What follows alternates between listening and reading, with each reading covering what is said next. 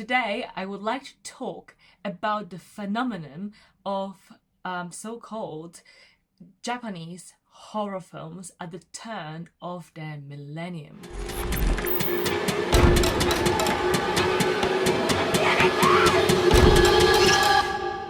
Hello everyone and welcome to The Vortex.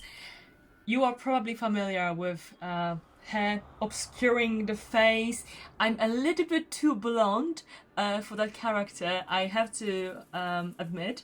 But yes, I'm referring to the Japanese horror films where you can see those girls with a long black hair covering their faces, typically wearing like a white dress.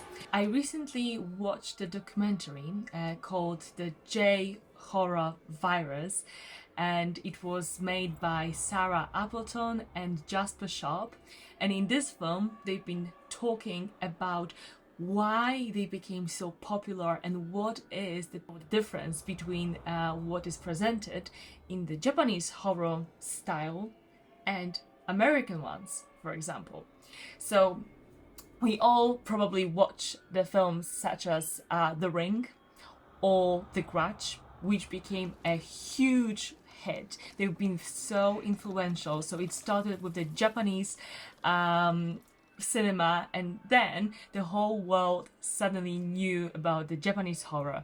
And the question is, why are they so creepy? Because I don't know about you, but I actually found them really scary when I watched them. And now what I would like to share with you is what makes them so unique and so different. So when it comes to the ghost in a Japanese horror, they are just this paranormal activity. Maybe if you've watched the film, what you've noticed is that they are always this ominous presence. The ghost suddenly just appears and it's standing there, typically moving very slowly or not moving, at all. So what distinguishes them from American films is that the fact that they don't actually come into the interaction or like a physical interaction with the person, with the victim, let's say.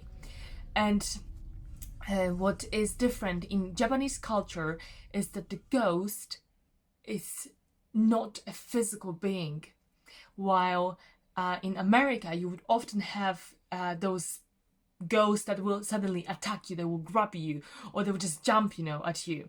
And that makes them so-called monsters for Japanese culture. So what I find really convincing and what I think really works is that the suspense, that you just see it there, but it's not going to attack you. So is that the imagination of my head? Is it happening for real? And I think that's what makes it more realistic, and for that very reason, more scary. Another question is, why is it always a woman with those black, long hair? Why does she come back as a ghost? So what was explained in this documentary was that culturally, back then, women did not really have much voice. They did not have much power when they were alive. They were often just, oppressed in their country. So if they were wronged during their life, the only time when they could get revenge and the only time when they could actually get revenge and vengeance themselves, it was after their death. That's why they would come back as ghosts and would often appear to people that done them wrong. So it is also very interesting to hear why they appear and what is their motive. So these characters, these women, were women who something happened to them, in their lives, and it is just now that they are dead, they come back to take their revenge and hunt those alive. I watched the documentary at Fright Fest in London in 2023. I had a chance to also listen to Sarah and Jasper themselves talking about the film and talking about how they made this documentary. And if you get a chance, if you're really into your Japanese horror films, I would recommend to watch it because it is very informative and it gains you a special perspective on how the film was made and what makes them so unique and how the rest of the world suddenly learned about the Japanese cinema. Thank you for watching. Don't forget to subscribe and look forward having more updates on horror films and cinema from us.